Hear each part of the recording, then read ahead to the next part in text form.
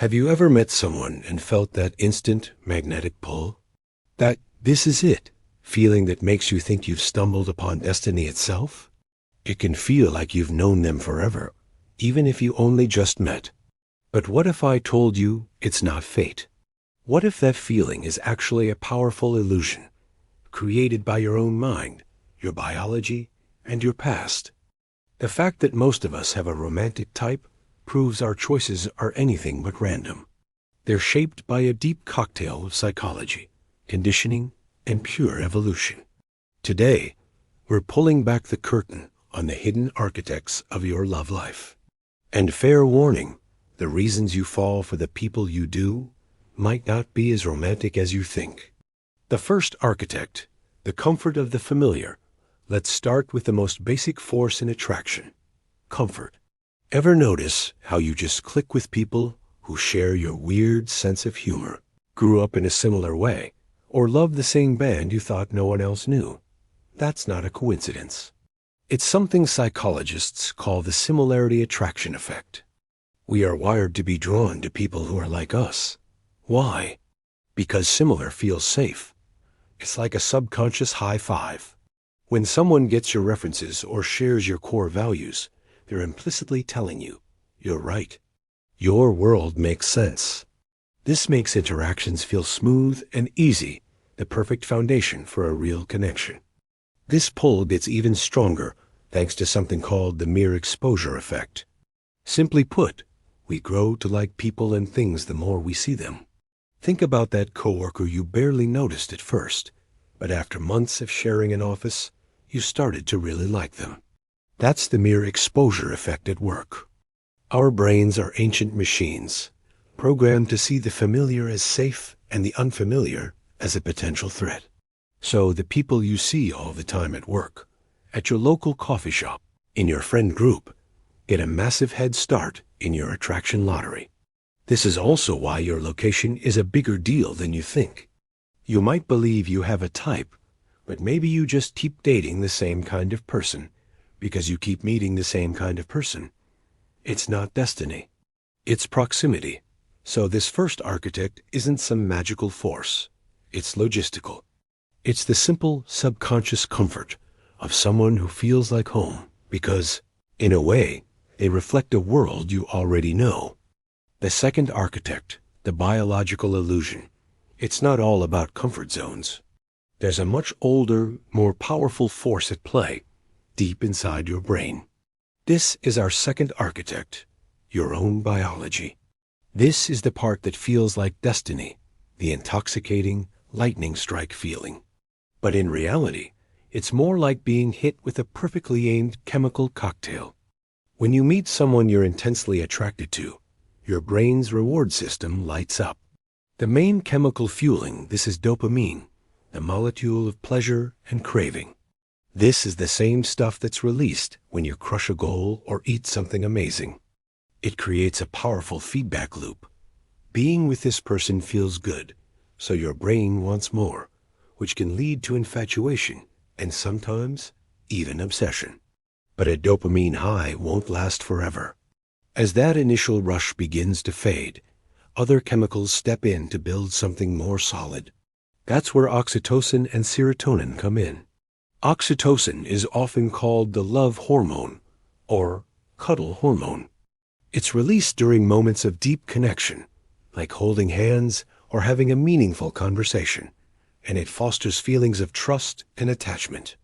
Serotonin adds to the feeling of happiness and contentment with your partner. Together, these chemicals help shift you from the frantic energy of "I can't get enough of you" to the calmer, more stable feeling of "I feel so at peace with you." And all of this is guided by subtle, evolutionary signals. We're subconsciously drawn to signs of health. For example, facial symmetry is often seen as attractive because it can be a marker of good genes. Confident, open body language can signal security, making someone more appealing. There's even a debate around pheromones' chemical signals that might give our brains subconscious clues about a person's genetic compatibility. While the science on human pheromones is still evolving, the idea is that our bodies may be picking up on information, we're not even aware of. So that feeling of being helplessly drawn to someone, it's not a sign from the universe. It's your ancient evolutionary hardware doing exactly what it was designed to do: find a promising partner. It's a biological illusion, but it's a very convincing one. The third architect, the unconscious script. So we've got comfort and we've got chemistry. But what about that person who feels so inexplicably right? The one whose particular brand of kindness or chaos feels so deeply, almost unnervingly, familiar? This is where we find the most powerful and hidden architect of your love life, your past. You are following an unconscious script. This script starts being written the day you're born. One of the biggest predictors of who you'll love is your attachment style, a concept rooted in how you bonded with your caregivers as a child. Those early relationships create a blueprint for how you give and receive love. If your caregivers were consistently loving, you likely developed a secure attachment style and find it easier to build healthy relationships. But if that connection was inconsistent, you might have an anxious or avoidant style. This can lead you to unconsciously seek out partners who trigger those same, familiar, and often painful feelings. This leads to a fascinating psychological phenomenon called repetition compulsion. It's the unconscious urge to reenact unresolved issues from your past. It's not because you enjoy the pain, but because your subconscious is trying to get a different result this time, to finally fix the original story. Ever wonder why you, or someone you know, keeps falling for the emotionally unavailable partner or the person who needs saving? It might not be a preference. It could be a compulsion. You're drawn to people who present a familiar emotional puzzle, hoping that this time you'll be the one to solve it. This time, you'll make the distant person stay. This time, you'll be able to fix them. But this rarely leads to a happy ending. More often, it just leads to repeating the same heartbreak. And layered on top of your personal history is a cultural script. From fairy tales to movies, we're fed stories about what love is supposed to look like. These scripts dictate everything from who's supposed to make the first move to what a romantic gesture should be. We might end up chasing an ideal, the bad boy with a heart of gold, the whirlwind romance that was written for us by Hollywood, not by our own hearts. These cultural stories can set us up with such unrealistic expectations that our real-life relationships feel like a letdown. This third architect is the ghost in your machine. It's the director, working from a script you never knew you had, casting new people in the same old roles. So, is it destiny? Probably not.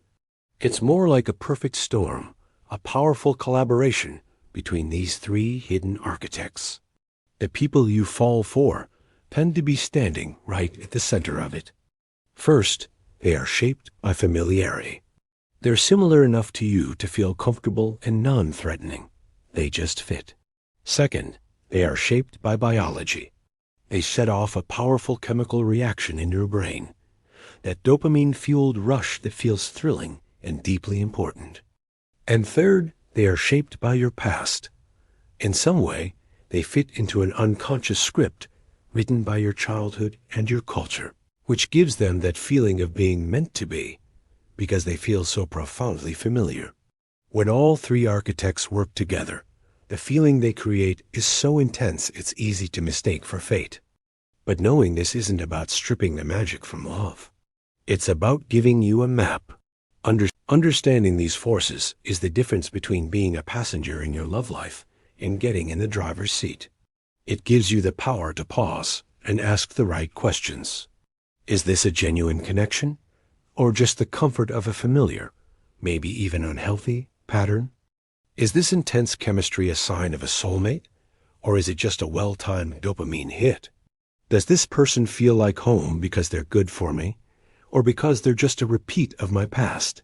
By becoming aware of these architects, you can start making more conscious choices.